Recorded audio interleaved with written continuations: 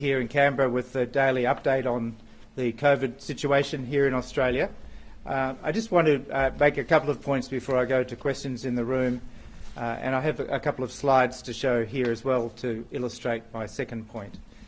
The first point, there's been a lot of discussion about the unfortunate situation of a 48-year-old woman who passed away in New South Wales, and speculation, I would say, about whether that was related or indeed caused by the vaccination. People should be cautious about jumping to conclusions. We do have a very well thought through and very long-standing approach to such matters. The TGA has convened a special expert group to examine the information that we have so far that has been gathered from the clinical team that looked after this woman and from New South Wales Health. A lot of information to look through. What are the facts that we know? And that they'll be meeting today at 4 o'clock this afternoon, and there'll be more information after that meeting in terms of where they come to with that conclusion. It's possible that they won't make a conclusion today because of the complexity of the case. I'm familiar with some of those details, but I'm sure people would realise that for privacy reasons it's not appropriate for me to go into those at this time, but all of that information will be available to the expert group. They'll look at all that information and put it together. So it is true that she had the AstraZeneca vaccine a few days before she became ill. Whether those two events are related is a matter for those experts that will be meeting today. And so I won't go into further details about that particular case. I do, though, want to really address the issue, recognising that I'm the Chief Medical Officer for Australia. I'm one of the key medical advisors to the government in relation to the matters of the COVID vaccine and the COVID response. So I really wanted to look at this issue that's been raised about the risks and benefits of the AstraZeneca vaccine. These are my two slides to illustrate that. Firstly, we do have the advice from that ATAGI group, the group on immunisation, the experts on immunisation, who have made that decision or that advice to government, which has been accepted by government, that for people under the age of 50, that they should have another vaccine other than the AstraZeneca because of the risk and benefit equation, as we are right now in Australia and looking at our epidemiology of the disease in Australia. So given that the risk of COVID right now in Australia is low, and this relates to the first slide that we have here next to me, so this is the current scenario. The benefits of the vaccination with AstraZeneca in preventing severe COVID-19 outweigh the harms of this rare but serious event of the thrombocytopenic syndrome in people aged 50 years and over. So this is based on a scenario of a low level of exposure to COVID-19. So at 29 people per 100,000 overall in a 6-week period, that's the scenario we're thinking about at the moment. So low transmission in Australia. Again, today was a zero transmission day in Australia. That's the 65th day this year that's been the case. So when you look at the slide, on one side in the orange is the risk of getting the clots, and this is these unusual events, these severe central venous thrombosis, and on the other side is the risk of being admitted to an intensive care unit. And so when you look at that, we know from information we've said here before that the risk of severe COVID infection increases with age, whereas the risk of the clots decreases with age. And so ATAGI, looking at that information, chose 50 years of age as the cutoff. I'll just go to the next slide now. And this is really important. So this is actually a different scenario which takes into account where we were in Melbourne in last winter. So just over a year ago, anyone in Melbourne will remember how many cases there were at that time circulating in the community, how many people were in hospital and in intensive care. This slide demonstrates, using those same parameters on the orange part there on the slide, demonstrating that same risk, that one-off risk of these severe clots from the AstraZeneca vaccine, and on the blue side, the risk of being admitted to intensive care over a 16-week period. And I think you can really see how that really jumps up in that over 50-year age group. And this is an important concept for us to consider. We are in a very unusual situation here in Australia at the moment, with no community transmission and very few cases right throughout this year. That will not continue. We will, at some point in the future, we don't know when, but we will have cases here in Australia. The chances of being infected will increase, and so being vaccinated is a protection not only for yourself, but also for the people you care for, if you're working, for example, in an aged care home or in a hospital, your family and the wider community. That is why we have a vaccination program. And the benefits of being vaccinated outweighs the risk of these rare events. I'd add one more piece of information. I've read a paper this morning. It's in preprint, and so it hasn't been peer-reviewed yet, but this morning demonstrates from information from the US, looking at 500,000 people who had COVID infection and 500,000 people who hadn't, and comparing the rates of this extremely rare event, this central venous sinus thrombosis. For people that had COVID infection, they were 9 times more likely to get this CVST compared with those rates we now know from the AstraZeneca vaccine. I'll repeat that because it's very important. 4 people per million have been found in Europe and the UK, and we're finding that a similar rate here in Australia with that CVST, that serious blood clotting event related to AstraZeneca. In this study, they found 36 per million for people that had the COVID disease. So having COVID itself is a risk of clotting. That's for that very rare event. Other clots, when we look at what's happened with people that have been admitted to hospital through the whole pandemic, they have 16% of them, 16% of people have had clots of some sort related to their COVID disease. So clotting is a feature of COVID. It also happens to be a feature very rarely of this AstraZeneca vaccine, but the benefit absolutely, and particularly for those over the age of 50, outweighs significantly the risk of that particular event from the AstraZeneca vaccine. So I'll finish with one final issue that relates to that. Please, if you are in the 1A or 1B group, that means that you are either at higher risk of severe COVID disease, or you are a crucial worker looking after people at higher risk of COVID disease. When you have the chance to get your vaccine, please go and get your vaccine.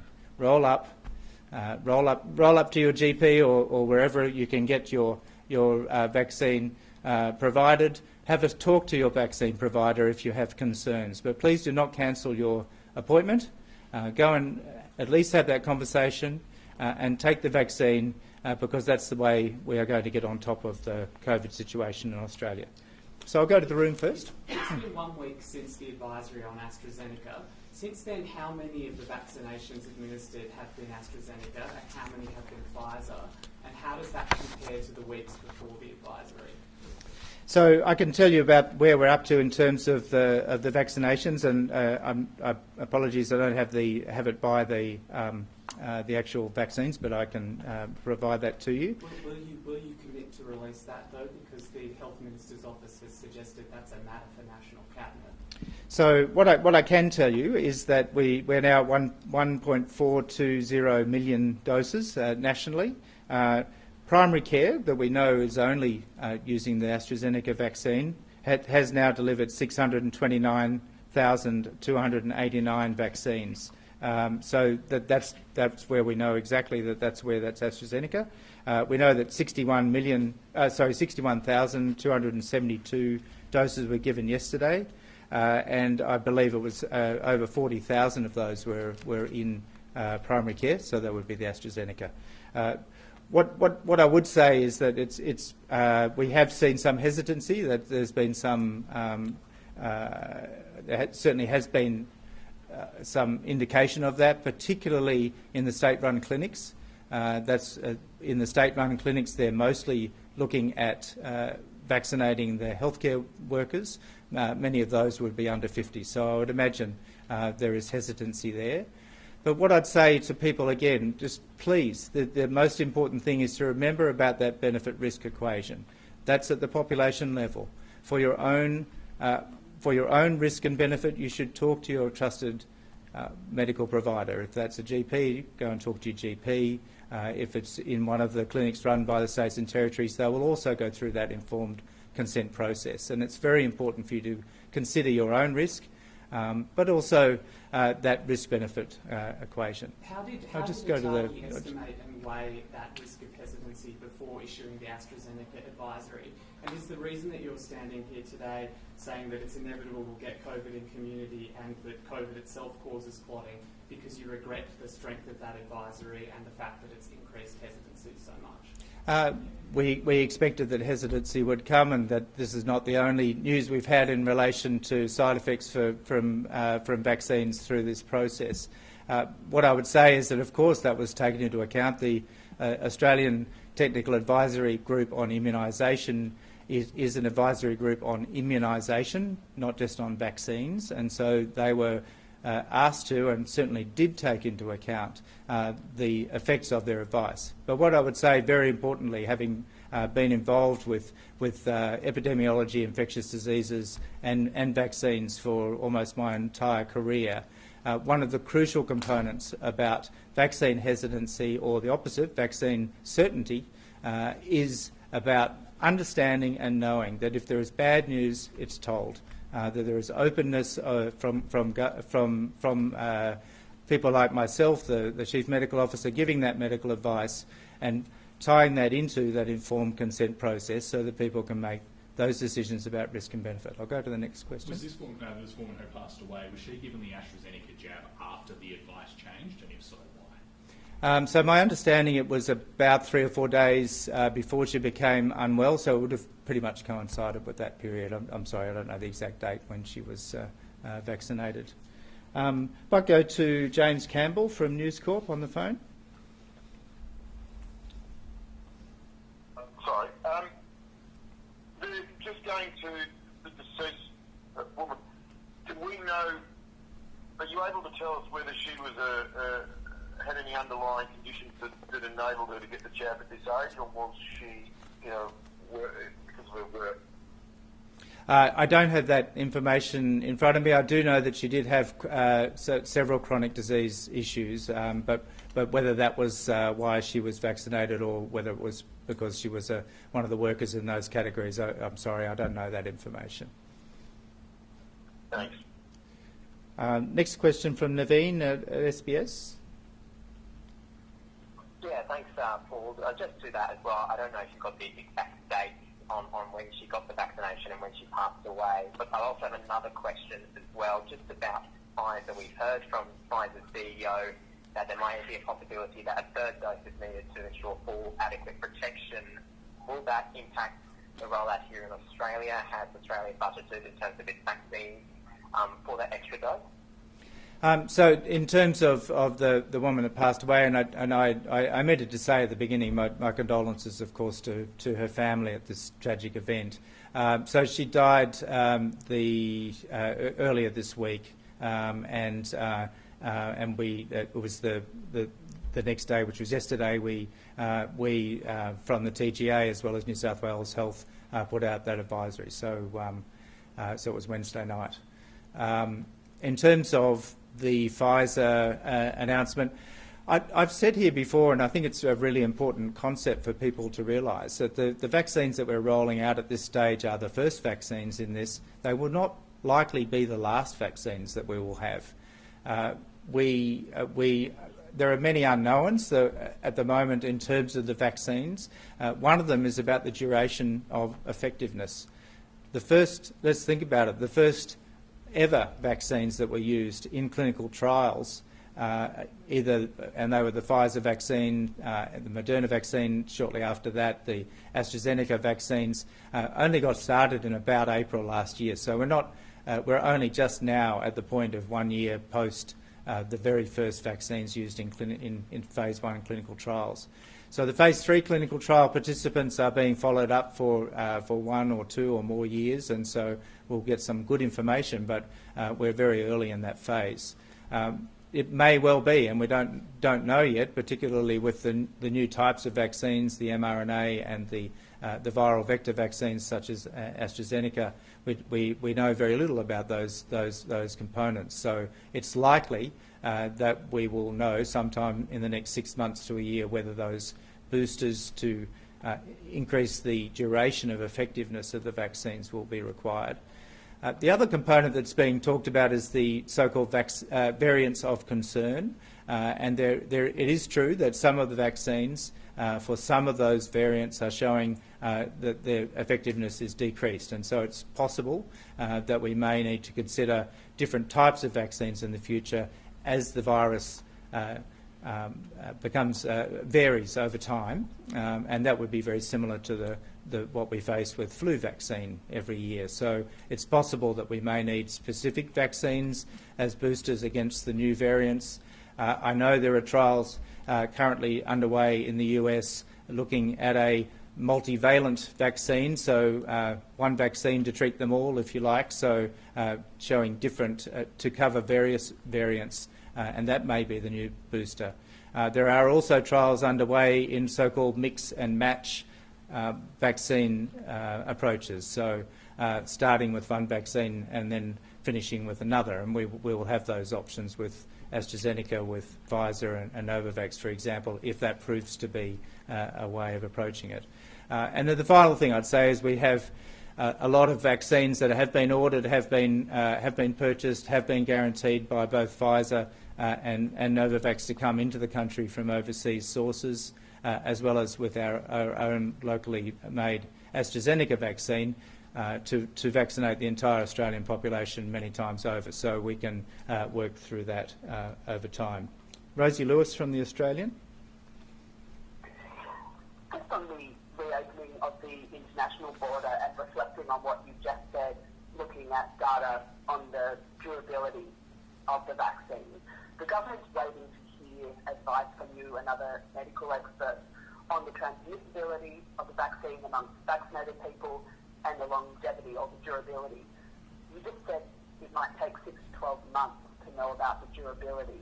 So when will you have enough data, do you think, to advise government properly on those measures that could lead to a reopening of the international border? So this is obviously a decision for government, and it's very much front of mind for National Cabinet. And in fact, at the last National Cabinet meeting, the Australian Health Protection Committee, which I chair, was given a very specific task to come back to the next National Cabinet, what was at that time the next National Cabinet meeting in May, with further advice about the health aspects of the reopening of borders. I think a couple of things I would say about that. Firstly, we know we are part of a global pandemic, and in the last 24 hours, over 800,000 cases were diagnosed around the world. It just demonstrates that there is virus circulating, and likely to be virus circulating throughout the world for quite some time to come. Any change in the way that we deal with people coming across our border therefore increases the risk of incursion of cases into the Australian population. And so they are important and difficult decisions to make. One of the key elements will be the rollout of the vaccination in Australia, there's no question. We are currently very vulnerable because essentially we're completely open, and all of those COVID-safe measures that have been in place for almost a year now, almost all of those have been removed because we're able to do that. But it does increase the opportunity for the virus to circulate.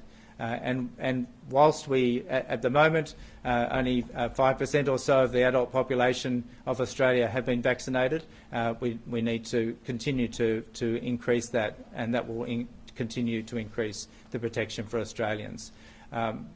So that's the sort of information we've been asked to give to National Cabinet, and we will provide that through the AHPPC. That's work that's currently underway. It includes the issues of transmission. It includes the issues of vaccines, variants of concern, and it includes specifically what we see as the possibilities as we get those people that are at highest risk of severe disease vaccinated in particular, how that changes what we would need to do into the future in terms of public health controls.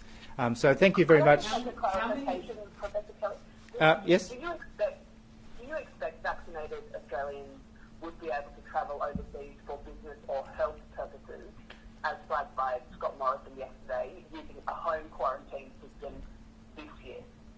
So they are some of the things we've been asked to look at in terms of the protectiveness of vaccination and also alternatives to quarantine. So I won't preempt that advice, nor indeed, of course, the important decisions that will be made by National Cabinet. I'll take one more. How many over 50-year-olds have cancelled their appointments to get the AstraZeneca vaccine, and how have vaccine hesitancy rates compared in the under 50s and the over 50s since that advisory was applied? Yeah, so I don't have that information. There are a number of surveys we're looking at, and they were given to us again yesterday in a forum that I was in. Very useful information, but unfortunately all of it before the announcement about AstraZeneca. So that's something we'll be charting over times in terms of preference through surveys and so forth in the wider community.